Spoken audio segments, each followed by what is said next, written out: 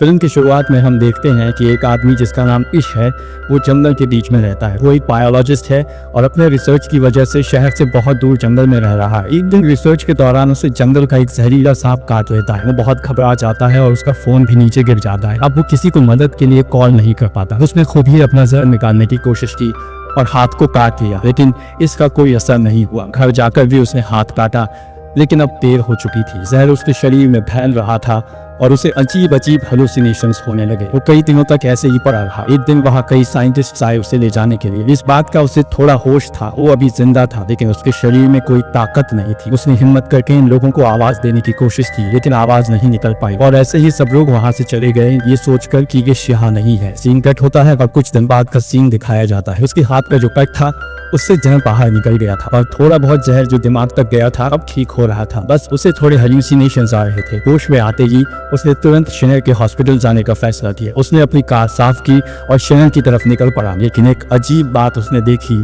कि सड़कों पर कोई कार नहीं थी और जब वो शहर पहुंचा तो वहाँ कोई हलचल नहीं थी। उसे एक भी जिंदा इंसान दिखाई नहीं दिया। सारी बिल्डिंग्स खाली पड़ी थी। ये देखकर वो घबरा लिया। यहाँ एक पैंडेमिक फैल चुका था। ये पैंडेमिक इतना खतरनाक था कि कुछ ही दिनों में पूरी पॉपुलेशन को खत्म कर दिया। इस बायोलॉजिस्ट था। उसे समझा कि वो कई दिनों तक पॉपुलेशन से दूर रहा, इसीलिए ये बीमारी उस पर अटैक नहीं कर पाई और वो बच गया। अब तो पॉपुलेशन ही खत्म हो चुकी थी, मतलब यहाँ कोई गवर्नमेंट नहीं थी और किसी चीज का कोई मालिक भी नहीं था। रिश को तुरंत अपने पेरेंट्स का ख्याल आया। कार चलाते हुए जब वो घर पहुंचा तो देखा कि उसके पेरेंट्स कई दिनों से मरे पड़े थे और उनके बॉडीज की हालत भी बहुत बुरी हो चुकी थी। लेकिन फिर उसने हिम्मत की और घर के बाहर कब्र खोद कर उन्हें दफना दिया। इसके बाद भी उसने पूरा शहर देख डाला, कोई और सर्वाइवर जिंदा नहीं था। ये सोचकर उसने दूसरे शहर जाने का फैसला किया। उसने लास वेगस जाने का प्लान बनाया। कुछ जरूरी सामान और एक गन लेकर वो निकल पड़ा, लेकिन जो ब्रिज लास वेगस जाता था वो भी सील्ड था। वो बहुत गुस्से में आया और लंबा रास्ता लिया। जैसे ही वो लास वेगस पहुंचा देखा कि यहाँ भी सब लोग मर चुके थे। मॉल्स, बड़े होटल्स, कैसीनो सब खाली पड़े थे। थक कर वो एक होटल में चला गया। उसने वहाँ रात बिताई और महंगी चीजों का मजा लिया, क्योंकि अब सब चीजें उसके लिए फ्री थी। उसे उम्मीद ही नहीं थी कि अब कोई मिलेगा, लेकिन अगली रात उसे 2 लोग मिले। ये दोनों भी बीमारी से बच गए थे। लड़की ने अपनी दुख भरी कहानी सुनाई कि उसने अपने परिवार को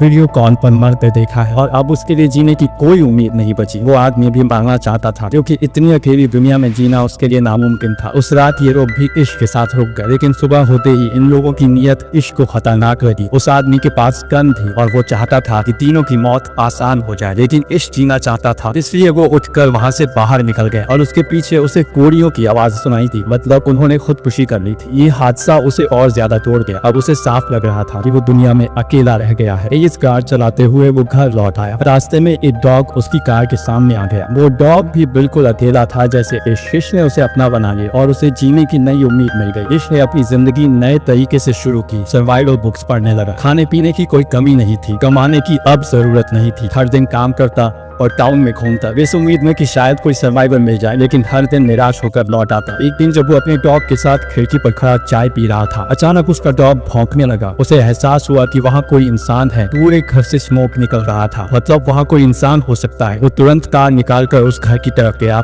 जहाँ स्मोक था। खुशकिस्मती से वहाँ एक लड़की थी। उसे देखकर वो लड़की डर गई, लेकिन इश ने उसे यकीन दिलाया कि वो उसे नुकसान पहुंचाने नहीं आया। वो भी अकेला इंसान है और किसी दूसरे सर्वाइवर को ढूंढ रहा है। ये सुनकर लड़की ने उसे अपने घर आने की इजाजत दी। लड़की का नाम एमा था। बातचीत से हमें पता चलता है कि पेंडेमिक को लगभग 1 साल हो चुका है। एमा और इश ने पूरे साल में अपने अलावा कोई सर्वाइवर नहीं देखा। उन्हें बहुत खुशी थी कि उन्हें कोई और सर्वाइवर मिल गया, वरना अकेले रहना बहुत मुश्किल था। वो डिप्रेशन में जा रहे थे, क्योंकि इंसान का समाज में रहना जरूरी है। अकेले रहकर उनका मेंटल स्टेट बहुत बुरा हो रहा था। उन्होंने फैसला किया कि वो दोनों साथ में इश के घर में रहेंगे, जो कि इश का घर जनरल स्टोर के करीब था जहाँ फूड सप्लाईज पड़ी थी, और इश ने अपने घर में बहुत सारा सामान भी जमा कर रखा था, जिससे उनका रहना आसान हो गया। एमा भी अब इश के घर आ गई। दोनों ने जब साथ रहना शुरू किया तो उनकी जिंदगी पहले से बेहतर हो गई। एमा इश का बहुत साथ देती थी। वो इश की अपीयरेंस ठीक करती और दोनों मिलकर घर का रेनोवेशन भी करने लगे, जो कि पूरे साल इश ने अपने घर पर ध्यान नहीं दिया था। दोनों हर सुबह उठकर साथ में काम करते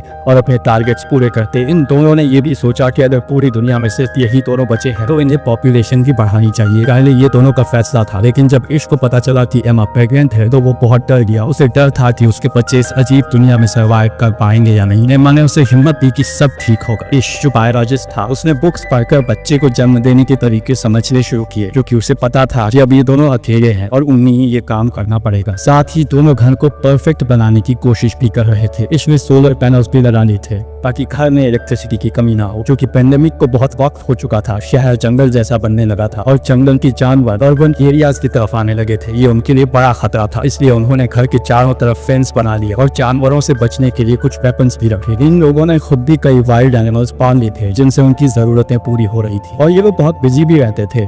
इंसानों की गैर मौजूदगी में पूरा इलाका हरा भरा हो गया था और यहाँ की हवा भी बहुत साफ थी। उनकी सेहत भी बहुत अच्छी हो गई थी, उनकी जिंदगी किसी हद तक परफेक्ट हो गई थी। लेकिन फिर एक दिन उन्हें एक और बड़ी प्रॉब्लम का सामना करना पड़ा। पता नहीं कहाँ से अनगिनत चूहे शहर में आ गए। उन्हें देखकर इस बहुत पैनिक हो गया। इन चूहों को घर से दूर रखने के लिए इसने अपने घर के एयर गेट्स में आग लगाई, लेकिन ये सिर्फ एक रात काम आया। एमा ने उसे कहा कि हम इसका भी सोल्यूशन निकालेंगे। सुबह होते ही इस घर से बाहर निकला। उसने आसपास कई कैट्स छोड़ दी। कैट्स ने इन चूहों को खाना शुरू कर दिया और आखिरकार ये प्रॉब्लम भी खत्म हो गई। आखिरकार वो दिन भी आ गया जब एमा को बच्चा पैदा करना था। इसने खुद ये काम संभाला और हमें दिखाया जाता है कि उनकी एक बहुत प्यारी बेटी हुई। ये देखकर दोनों बहुत खुश हुए। उन्हें जीने की नई उम्मीद मिल गई। इसके बाद ये लोग सड़कों पर गए और अपने घर का एड्रेस लिख दिया, इस उम्मीद में कि अगर कोई सर्वाइवर यहाँ आए तो वो उनके घर पहुँच सके खाने और पानी के लिए। 6 साल बाद इश किसी काम से जंगल जा रहा था कि अचानक उसकी कार के सामने एक जंगली जानवर आ गया। डरकर इश बाहर आया और उस जानवर को देखा। वो अभी जिंदा था लेकिन बहुत दर्द में था, इसलिए इश ने उसकी तकलीफ आसान करने के लिए उसे गोली मार दी और मार दिया। दूर से ये सब एक लड़की देख रही थी। गन की आवाज़ सुनकर वो डर गई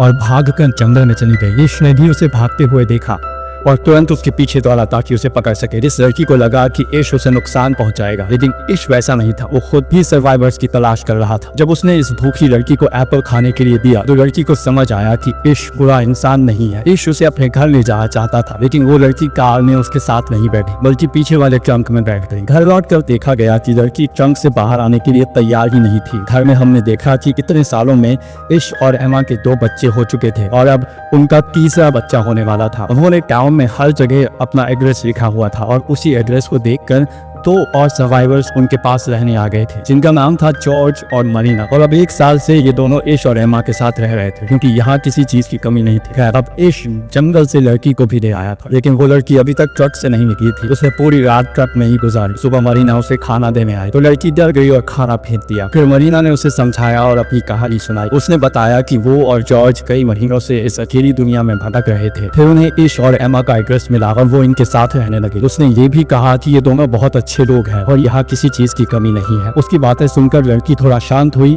और उनसे मिलने जुलने लगी। लेकिन अजीब ये था कि लड़की अब तक ज्यादा बोली ही नहीं थी और न ही उसे अपना नाम बताया था। एक दिन मरीना ने उसका सामान देखा तो उसमें अजीब और करीब ड्रॉइंग्स थी। साथ ही उसे एक लेटर मिला जिसमें उस बच्चे का नाम लिखा था। उस लेटर में लिखा था कि पेंडेमिक के दौरान उसके पिता ने उसका अब्यूज किया, जिसकी वजह से अब वो हर इंसान के सामने अपने आप को बेच देती है। ये लेटर उसकी माँ ने लिखा था जिसमें उसने लिखा था कि जब वो मर जाएगी तो जो भी इसे पाए वो इसका ख्याल रखे। ये जानकर सब लोग ईदी का और भी ज्यादा ख्याल रखने लगे। उसी रात एमा ने तीसरे बच्चे को जन्म दिया जिससे सब लोग बहुत खुश हो गए। 1 साल ऐसे ही बीत गया। एक दिन उन्हें खबर मिली कि उनके इलाके में कोई आया है। सब डर गए। छोटे बच्चों को अंदर भेज दिया गया और सारे बड़े लोग गन्स लेकर बाहर निकले ये देखने की कौन आया है। उन्हें पता चला कि ये सर्वाइवर्स का एक ग्रुप था जिसमें 4 लोग थे। ये लोग भी इश और एमा का एड्रेस देख कर आए थे। इनमें से एक डॉक्टर थी, मौली। उसने बताया कि इतने सालों में उसे सिर्फ ये 4 जिंदा लोग मिले हैं और अब वो पहली बार इश के परिवार से मिल रही है। उनके चेहरे और बातें साफ दिखा रही थी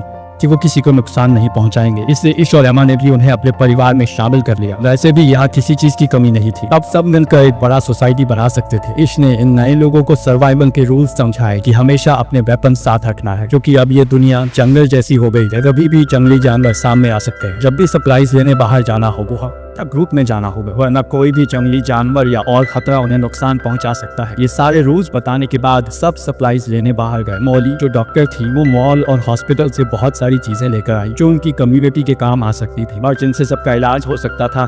साल ऐसे ही बीतते गए और हमें पता चलता है कि इस पूरे ग्रुप में अब बहुत सारे बच्चे हो गए थे।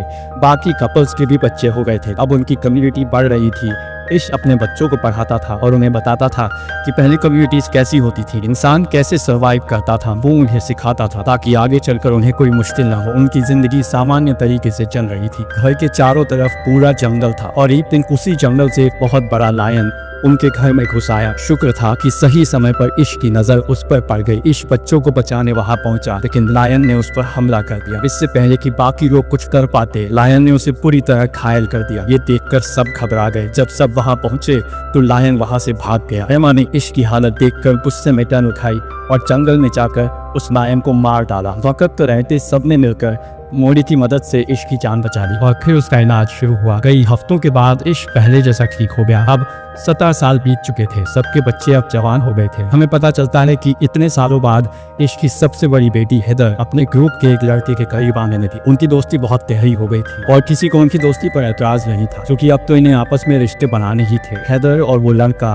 अब इस दुनिया को एक्सप्लोर करना चाहते थे और ये उम्मीद रखते थे कि शायद और सर्वाइवर्स मिल जाए, इसलिए वो टाउन से बाहर जाना चाहते थे। किसी को भी इसमें एतराज नहीं था। सबने उन्हें गन्स और जरूरी चीजें दी और सफर पर भेज दिया। लेकिन उनके जाने के बाद एक और प्रॉब्लम खड़ी हो गई। उनके पास सारे रिसोर्सेज थे, लेकिन अब पानी की कमी सामने आने लगी। डैम पर जाकर उन्हें पता चला कि डैम का पानी खत्म हो रहा है और ये प्रॉब्लम उनके लिए जानलेवा साबित हो सकती थी। कुछ दिन बाद एक और सर्वाइवर्स का ग्रुप उनके इलाके में आया। उनके पास 2 ट्रक्स थे, लेकिन उनके पास पेट्रोल की कमी थी, जिसके लिए वो इश्क से मांगने आए थे। बदले में उन्होंने कहा कि हम तुम्हारी पानी की प्रॉब्लम सॉल्व कर सकते हैं, क्योंकि हमारे पास ड्रिल मशीन है और जमीन खोदकर अब भी पानी निकाला जा सकता है। इश्क को ये ऑफर बुरा नहीं लगा। उसने इन लोगों को अपनी कम्युनिटी में रख लिया, लेकिन सबको चेतावनी दी, इस सावधान रहना, संभव है ये सर्वाइवर्स खतरनाक हों। फिर दिखाया जाता है कि अब ये लोग इश्क के घर में ड्रिलिंग कर रहे थे पी के हिसाब से। कई दिनों की मेहनत के बाद आखिरकार पानी निकल आया और सब बहुत खुश हुए। डील पूरी हो गई। इश्क के लोगों ने उन्हें ऑयल भी दे दिया और उस रात सबने मिलकर सेलिब्रेशन किया। सुबह होते ही इन लोगों को यहाँ से निकलना था, लेकिन इश्क ने देखा कि इस ग्रुप का लीडर चार्ली रात में चुपके से उनके एक कमरे से बाहर निकल रहा था और बाहर एक आदमी उसे देख रहा था। जब वो जाकर देखता है तो उसे पता चलता है कि उसने ईवी को टॉर्चर किया है। इश्क ने तुरंत अपनी पूरी कम्युनिटी को इसके बारे में बता दिया। ये सचमुच बहुत खतरनाक था। ईवी ने बताया कि चार्ली कह रहा था कि